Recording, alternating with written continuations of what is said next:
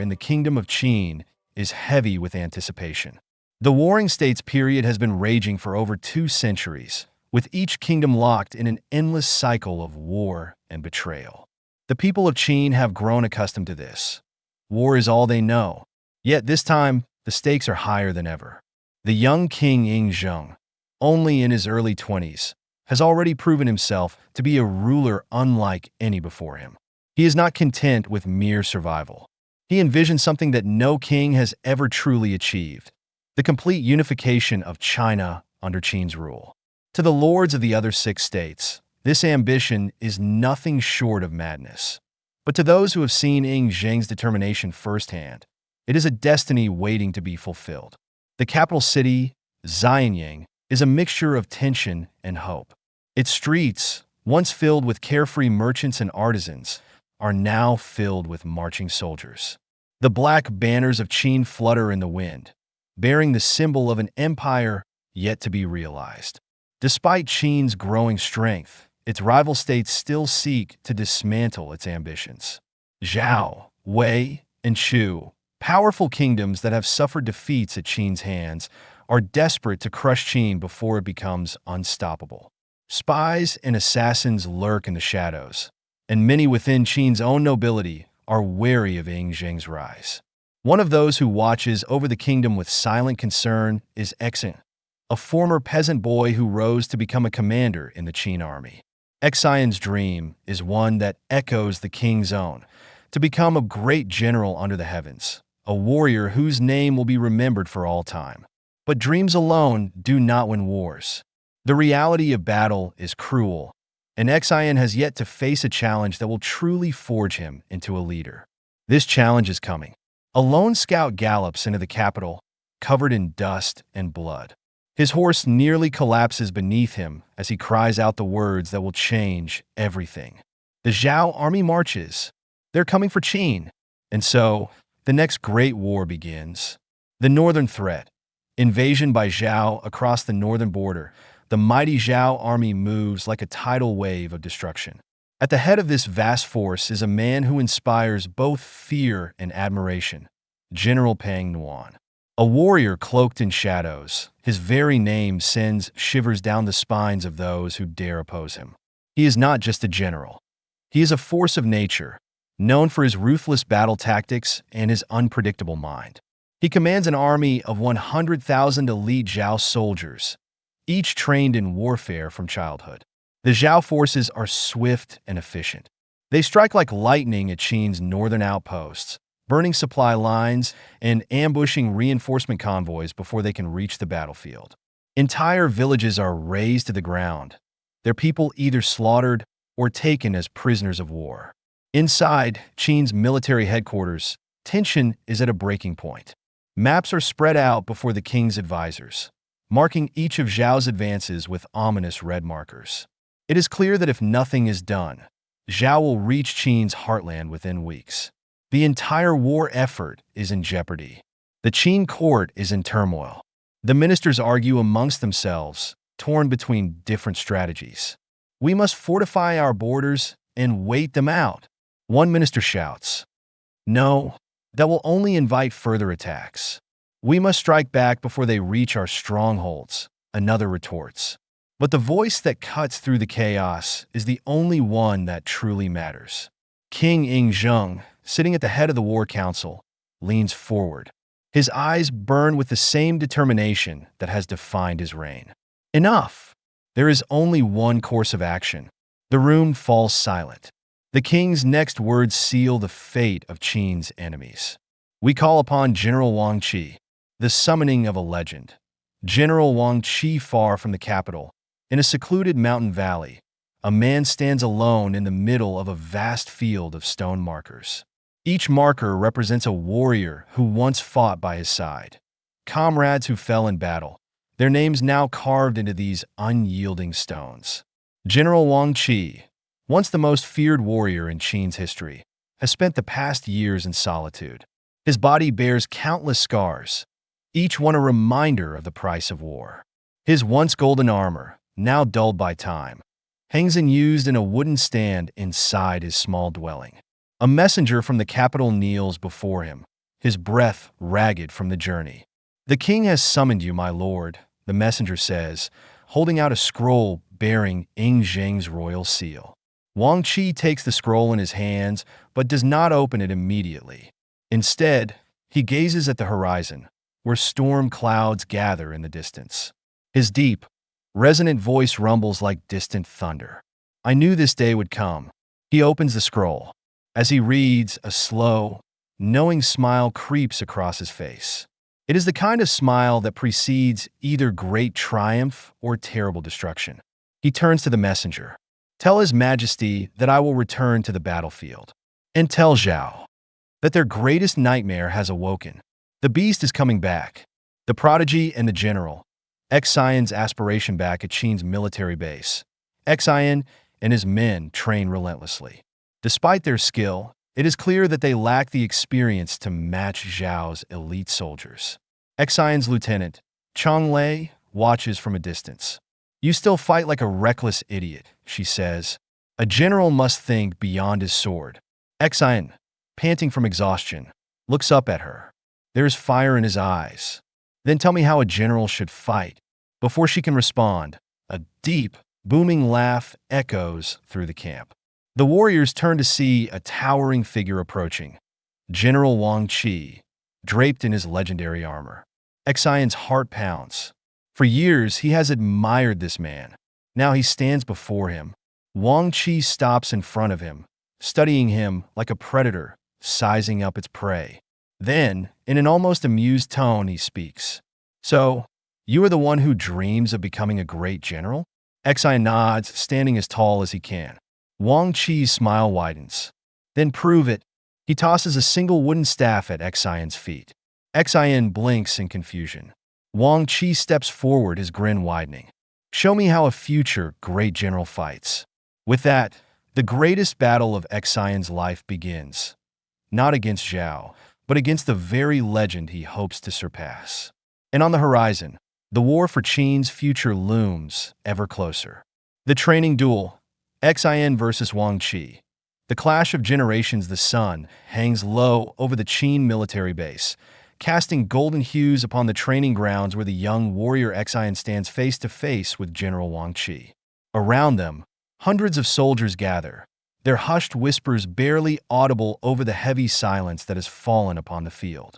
This is not a mere training session. This is a test, a trial by fire to see if Xian is truly worthy of his dream. Wang Qi, clad in his imposing black and gold armor, towers over Xian. He holds a single wooden training staff, twirling it effortlessly in his grasp, while Xian grips his own staff tightly, sweat glistening on his forehead. He knows what this means. He knows that Wang Qi is not an ordinary warrior. He is a living legend. And if he cannot prove himself here, on this very ground, then how can he hope to stand against the monstrous warriors of Zhao? A sudden gust of wind carries the dust across the battlefield, and in that instant, boom! Wang Qi moves first, faster than a charging warhorse. His massive frame belies his speed as his staff comes crashing down like a falling mountain.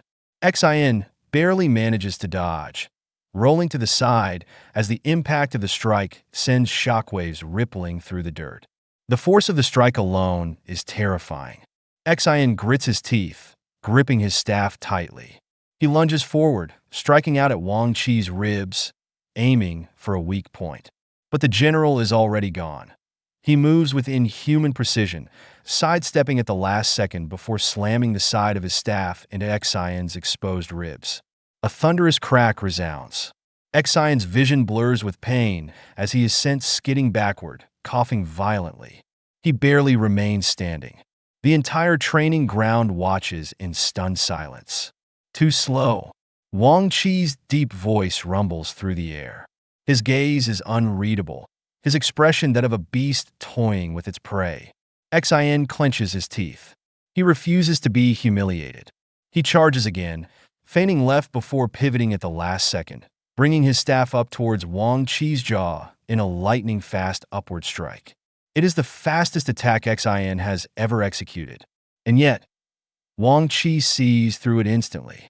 With a mere twist of his wrist, he blocks the blow effortlessly, then counters with a brutal downward strike to Xian's shoulder. The young warrior crashes to the ground, gasping as pain erupts through his body. The crowd murmurs. It is not even a contest. Wang Qi stands over Xian, the tip of his staff pressed lightly against his throat. He leans forward, his voice low and taunting. Is this the strength of the so-called future great general? His grin remains ever present, but his words are a blade piercing deep into Xian's pride. Xian grits his teeth, his chest heaving with exhaustion and frustration. He cannot accept this. He will not accept this. With a roar, he springs up, ignoring the pain, ignoring his battered body. He swings wildly, but this time, something is different. His attack is faster, sharper. His movements less reckless. He has learned. For the first time, Wang Qi's eyebrows rise ever so slightly. The young warrior has adapted in mere moments. And that is exactly what he wanted to see. In an instant, Wang Qi counters one final time, knocking Xian to the ground. But this time, there is no mockery in his voice. He rests his staff against his shoulder, nodding. You are unpolished, but you have potential. He turns, beginning to walk away. Get stronger, Xian? His voice carries across the field. Or the battlefield will swallow you whole. Xian, still gasping on the ground, grins through his pain. He will get stronger. He must, because the real battle is coming. The invasion begins. The battle of Mayang, the smoke of burning villages rises into the sky. The land trembles beneath the march of 100,000 Zhao soldiers, their armored ranks stretching as far as the eye can see. The invasion of Qin has begun. The fortress city of Mayang, one of Qin's most vital northern strongholds, is the first to stand in Zhao's path. The city walls, towering and reinforced, have never been breached before. Inside, the Qin soldiers brace for impact, gripping their weapons with sweat-slicked hands. And then, the sky darkens with arrows. Thousands of Zhao archers unleash a storm of death, their volleys blotting out the sun. The defenders raise their shields, but it is not enough. The air is filled with screams as soldiers fall from the ramparts, their bodies riddled with shafts. Boom, boom, boom. The earth shudders as Zhao's siege engines roll forward. Massive wooden towers, battering rams, and trebuchets. Great boulders are launched over the walls, crashing into homes and sending debris flying in all directions. And at the front of the Zhao army, standing tall amidst the chaos, is General Peng Nuan. He does not command his army with shouts or grand gestures. He merely walks forward, his presence alone enough to drive his men forward like a relentless tide. The Qin defenders fight back ferociously, loosing arrows, throwing boulders, and igniting oil traps to set Zhao's siege engines ablaze. But for every Zhao soldier that falls, two more take his place. And then, the real nightmare begins. At Peng Nuan's command, Zhao's elite assassins scale the walls like shadows, cutting down the defenders in utter silence. Within minutes, Mayang's defenses begin to crumble. Inside the city, panic spreads like wildfire. The people scream. The gates begin to crack under the relentless battering. And then, at the 11th hour, Qin's reinforcements arrive. The sound of thundering hooves shakes the ground as General Wang Qi leads the charge. His golden standard rises high, and at his side, Xian rides forward, his blade gleaming under the sun. The Qin army slams into Zhao's flanks, cutting through their forces with terrifying precision. Screams and steel clash as blood sprays across the battlefield. Xian, in the midst of battle, fights with a fury he has never known before. He is no longer just a boy chasing a dream. He is a soldier in a war that will determine the fate of his kingdom. And at the heart of it all, Wang Qi and Peng Nuan lock eyes across the battlefield. The two titans of war step forward, their presence alone halting the battle for a brief, breathless moment. Their blades gleam. Their warriors hold their breath. The battle between two legends is about to begin. The duel of titans, Wang Qi versus Peng Nuan. The battlefield shudders, the chaos of war fades into the background as two titans stand at the heart of the battlefield. The sounds of screaming soldiers, the clash of steel, the thunderous hooves of war horses. It all seems to blur as General Wang Qi and Pang Nuan lock eyes. They do not need words. They understand what this moment means. It is a battle that will define history. Pang Nuan, standing amidst his elite Zhao warriors, smirks ever so slightly. His long, flowing robe barely sways in the wind, his face unreadable. He wields a massive glaive, its curved blade gleaming with the blood of fallen Qin soldiers. Wang Qi, towering in his golden armor, lets out a deep, slow exhale. He rests his great halberd on his shoulder, his trademark smile ever present. But beneath that smile is something else. A storm. And then, they move. Boom. The earth shakes as Wang Qi lunges first, swinging his massive halberd with the force of a falling mountain. The wind howls as the blade cuts through the air. Any normal warrior would have been bisected instantly. But Pang Nuan is not a normal warrior. He sidesteps at the last moment, so close that the halberd's blade nearly grazes his chest, before twisting his body into a counterattack. His glaive arcs upward, aiming for Wang Qi's ribs, a strike so fast that most eyes cannot follow it. Clang! Wang Qi catches it, not with his weapon, but with his armored forearm. Sparks explode from the impact. For the first time in the battle, Pang Nuan's smile vanishes. Wang Qi's grin widens. "Did you think I'd be easy prey?" He rumbles. Then he drives his knee into Pang Nuan's gut. The Zhao general staggers back for the briefest of moments, but that moment is all Wang Qi needs. He swings his halberd again, this time using the back end as a bludgeoning weapon. The force sends Pang Nuan skidding across the battlefield, dirt and blood trailing in his wake. The watching soldiers, Qin and Zhao alike, gasp. But Pang Nuan does not fall. Instead, he smiles again. Interesting, he wipes the blood from his lip.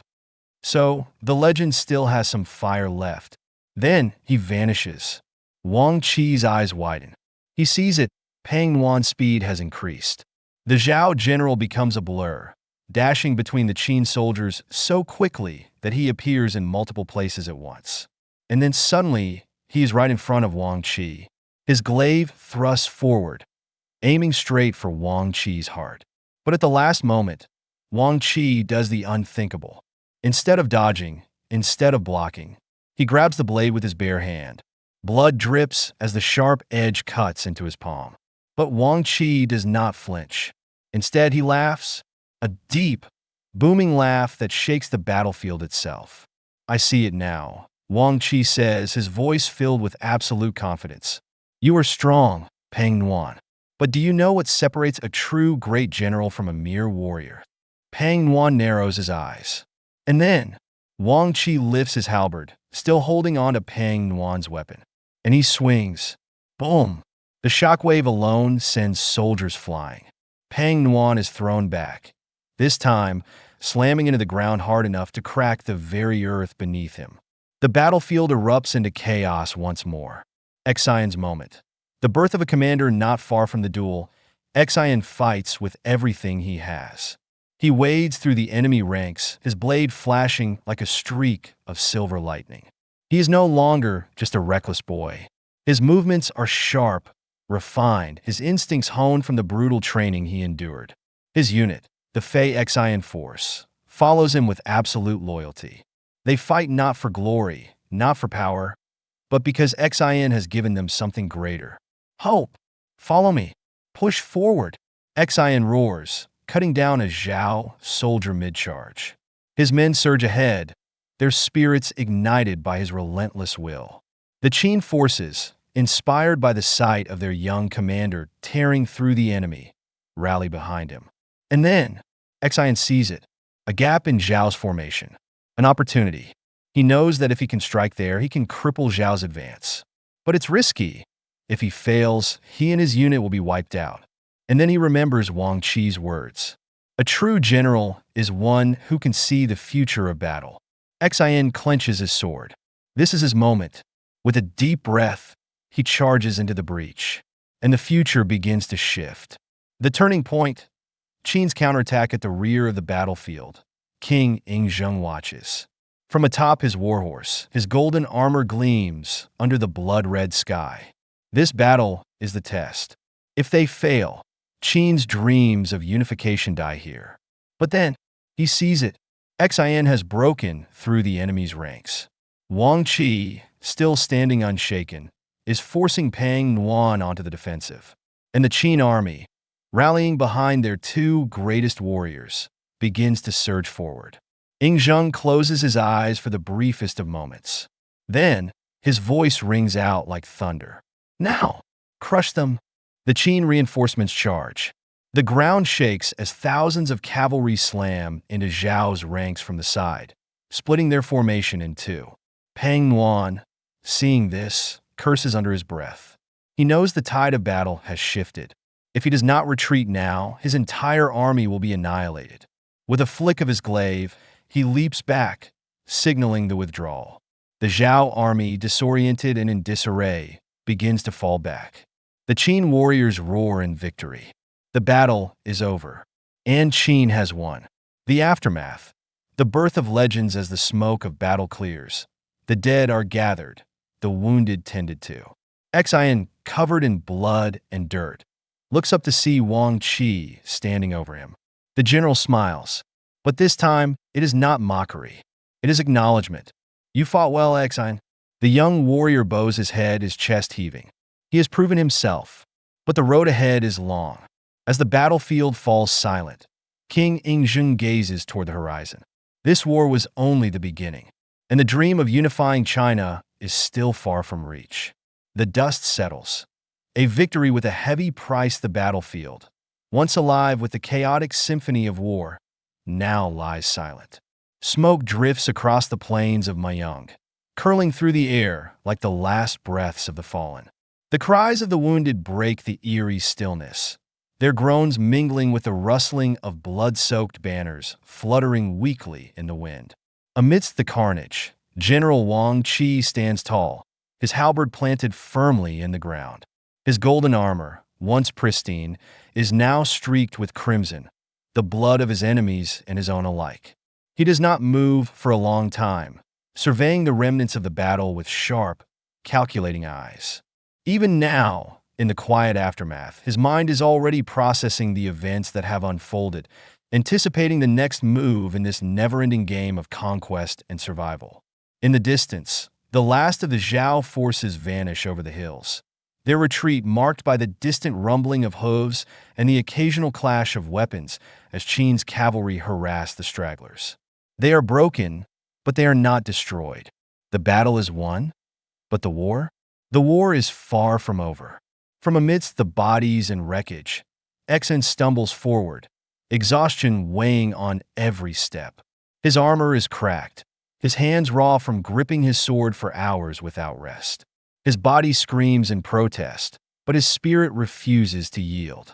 He searches the field with tired eyes, scanning for the men who had fought beside him. The Fei Xian force has survived, but not without loss. Around him, his comrades lie sprawled on the ground, some breathing, others not.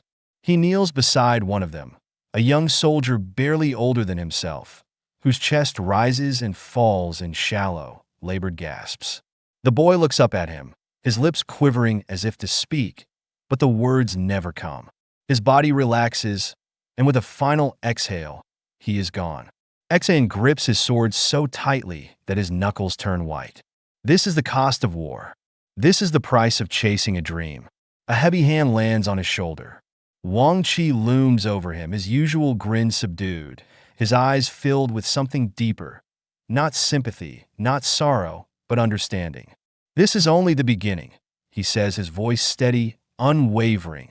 You have taken your first step, Xin, but if you cannot carry the weight of the dead with you, you will never become a true general.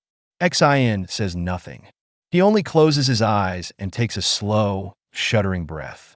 He will remember every face, every name, and he will carry them forward. The return to Xianyang. A king's judgment days later, the victorious army marches through the gates of Xianyang, their banners held high, their armor polished clean once more. The city erupts in cheers, the people hailing them as heroes, But for those who fought, the echoes of battle still linger in their minds. At the palace, King Yingzheng awaits. Seated upon his throne, the young ruler watches as Wang Qi and his officers kneel before him, reporting their triumph. When Xian steps forward, there is a hushed murmur among the court officials. He is young, too young to be standing among such legends. And yet, he does not falter. He kneels, bowing deeply before his king, his heart pounding in his chest. Yingzheng studies him for a long moment, eyes sharp and discerning. Then, a small, knowing smile touches his lips. "You have done well," he says. "Your name will be remembered." For Xian, those words mean more than any title, more than any reward. It is acknowledgement. It is proof. But the king's expression soon darkens. Zhao has been defeated today, he continues, but they will not remain idle. They will regroup. They will retaliate. The court grows tense. Ministers exchange uneasy glances. We do not have the luxury of celebrating for long. Our enemies are watching, planning, and we must be ready. His gaze sweeps across his generals. The war for unification has only just begun. A shadow looms. The next threat approaches beyond the borders of Qin, in the war-torn lands of Zhao, Wei, and Chu. The news of Mayung's fall spreads like wildfire. Kings and warlords convene behind closed doors, their faces grim. Among them, a figure sits in silence, watching, listening. Unlike the others, he does not speak of Qin with anger, nor does he rush to make threats.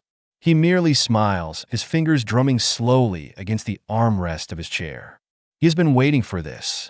Far to the east, another army begins to mobilize, their banners a deep crimson, their armor adorned with the symbols of a long-forgotten lineage. And at their head, a warrior even greater than Pang Nuan, one who does not fight for a kingdom, nor for glory, but for something far, far more terrifying: revenge. The road ahead, a destiny unfolds that night. Beneath the moonlit sky of Xianyang, Ekin stands atop the palace walls, gazing out toward the horizon. The battlefield is calling him again. His hands tighten into fists. He will not stop. He will not rest, because one day he will stand at the forefront of this war. And when that day comes, he will carve his name into history as a great general under the heavens.